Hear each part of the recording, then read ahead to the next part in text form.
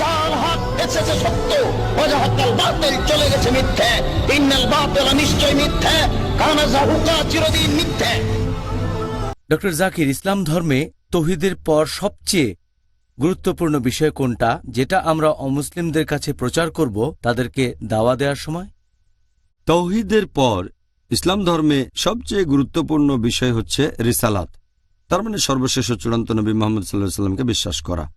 যখন কোনো অমুসলিমের কাছে আল্লাহ তাআলার অস্তিত্ব প্রমাণ করবেন, সেখানেও কালিমা বলবেন লা ইলাহা ইল্লাল্লাহ মুহাম্মাদুর রাসূলুল্লাহ, যে আল্লাহ ব্যতীত কোনো উপাস্য নেই আর মুহাম্মদ সাল্লাল্লাহু আলাইহি সাল্লাম আল্লাহর প্রেরিত রাসূল। প্রথমে তাকে বোঝাবেন আল্লাহ সুবহানাহু ওয়া তাআলার একত্ববাদ সম্পর্কে, শিরক বা পূজা থেকে ফিরিয়ে আনবেন। এরপর তার সামনে প্রমাণ করবেন যে মুহাম্মদ সাল্লাল্লাহু আলাইহি সাল্লাম সর্বশেষ ও চূড়ান্ত নবী। আমি একটা লেকচার দিয়েছিলাম, মুহাম্মদ সাল্লাল্লাহু আলাইহি সাল্লাম ইন ভেরিয়াস রিলিজিয়াস স্ক্রিপচার্স। সময় কম, এখানে বিস্তারিত বলছি না, শুধু কয়েকটা রেফারেন্স দিচ্ছি। পুরো উদ্ধৃতিগুলো বলছি না, শুধু রেফারেন্সগুলো বলছি। মুহাম্মদ সাল্লাল্লাহু আলাইহি সাল্লামের নবুয়ত কিভাবে ইহুদি আর খ্রিস্টানদের কাছে প্রমাণ করব। ওল্ড টেস্টামেন্ট পড়লে দেখবেন মুহাম্মদ সাল্লাল্লাহু আলাইহি সাল্লাম সম্পর্কে ওল্ড টেস্টামেন্টে ভবিষ্যৎবাণী করা হয়েছে। আমি শুধু রেফারেন্স দিচ্ছি, বিস্তারিত জানতে চাইলে আমার ওয়েবসাইটে যান irf.net।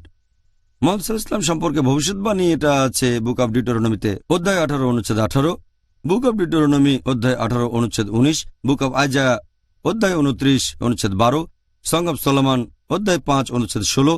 নবী মুহাম্মদ সাল্লাল্লাহু আলাইহি সাল্লামের নাম উল্লেখ করা হয়েছে ওল্ড টেস্টামেন্টে সং অব সলোমন অধ্যায় 5 অনুচ্ছেদ 16। এছাড়াও নবী মুহাম্মদের কথা আছে নিউ টেস্টামেন্টে অনেক অনুচ্ছেদে, আমি এখানে কয়েকটা বলছি।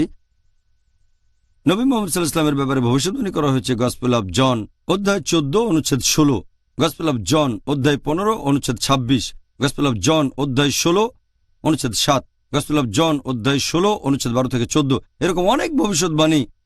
আর কোরআনও একই কথা বলছে। সূরা আরাফ অধ্যায় নম্বর 7 আয়াত নম্বর 157, তারা অনুসরণ করে নিরক্ষর নবীকে, যার কথা উল্লেখ আছে তাওরাত ও ইনজিলে। এরপর আল্লাহ আরো বলেছেন সূরা সাফ অধ্যায় নম্বর 61 আয়াত নম্বর 6, যে যীশু খ্রিস্ট বা ঈসা আলাইহিস সালাম মরিয়মের পুত্র বনী ইসরায়েলকে বলেছিলেন, আমি আল্লাহর তরফ থেকে এসেছি বনী ইসরায়েলের নবী হিসেবে।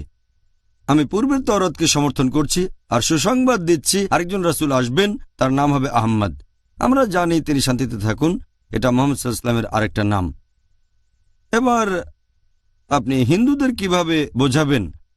অনুসারীর দিক থেকে পৃথিবীর তৃতীয় বৃহত্তম ধর্ম হিন্দুইজম, সংখ্যায় 1 নম্বরে খ্রিস্টান ধর্ম, দ্বিতীয় ইসলাম আর তৃতীয় হিন্দুইজম। পালন করার দিক থেকে অবশ্যই ইসলাম 1 নম্বরে।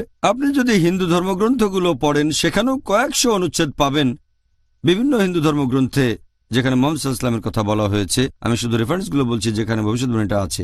মুহাম্মদ সাল্লাল্লাহু আলাইহি ওয়াসাল্লামের উপর ভবিষ্যৎবাণী করা হয়েছে ভবিষ্য পুরাণায় পর্ব 3 খণ্ড 3 অধ্যায় 3 অনুচ্ছেদ 5 থেকে 7। এছাড়াও উল্লেখ করা হয়েছে ভবিষ্য পুরাণায় পর্ব 3 খণ্ড 3 অধ্যায় 3 অনুচ্ছেদ 10 থেকে 27। এছাড়াও বলা হয়েছে কুন্টাব সুক্তায় মানে অথর্ববেদে গ্রন্থ নম্বর 20 অনুচ্ছেদ 127 পরিচ্ছেদ 1 থেকে 14। এছাড়াও বলা হয়েছে অথর্ববেদে গ্রন্থ নম্বর 20 অনুচ্ছেদ 21 পরিচ্ছেদ 6। এছাড়াও আছে অথর্ববেদে গ্রন্থ নম্বর 20 অনুচ্ছেদ 21 পরিচ্ছেদ 7। নবী মুহাম্মদ সাল্লাল্লাহু আলাইহি ওয়াসাল্লামের কথা আছে ঋগ্বেদে গ্রন্থ নম্বর 1 অনুচ্ছেদ 53 পরিচ্ছেদ 9। আর এভাবে আমি অনেক রেফারেন্স দিতে পারি। এরকম গুরুত্বপূর্ণ একটা হচ্ছে কল্কি অবতার সম্পর্কে ভবিষ্যৎবাণী। এটা আছে কল্কি পুরাণায় অধ্যায় নম্বর 2 অনুচ্ছেদ 5 অনুচ্ছেদ 7 অনুচ্ছেদ 9 অনুচ্ছেদ 11 অনুচ্ছেদ 15। এখানে সবকিছু একেবারে বিস্তারিত বর্ণনা দেওয়া হয়েছে।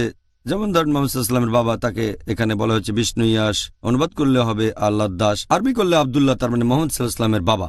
আমাদের নবীর মায়ের নাম আমেনা, অর্থাৎ যে সব সময় শান্তিতে থাকে। বলা হয়েছে তিনি জন্ম নেবেন শান্তির শহরে, তার মানে মক্কা। তিনি জন্ম নেবেন এই শহরের প্রধান ব্যক্তির ঘরে, তার মানে কুরাইশ গোত্রে জন্ম নেবেন। তার থাকবে 4 জন ঘনিষ্ঠ সহচর, তার মানে খোলাফায়ে রাশেদিন। আরও আছে অনেক যুদ্ধক্ষেত্রে ফেরেশতা সাহায্য করবে। এর উপর একটা লেকচার দিয়েছি মুহাম্মদ সাল্লাল্লাহু আলাইহি ওয়াসাল্লাম ইন হিন্দু স্ক্রিপচার্স। এভাবে আপনি একজন হিন্দুকে বোঝাতে পারেন, বৌদ্ধকেও বোঝাতে পারেন যে মুহাম্মদ সাল্লাল্লাহু আলাইহি ওয়াসাল্লামের নাম আছে বৌদ্ধ ধর্মগ্রন্থে, পার্সি ধর্মগ্রন্থে, পৃথিবীর অন্যান্য ধর্মগ্রন্থ আছে। প্রথমটা তাওহীদ আর দ্বিতীয়টা হচ্ছে মুহাম্মদ সাল্লাল্লাহু আলাইহি ওয়াসাল্লাম।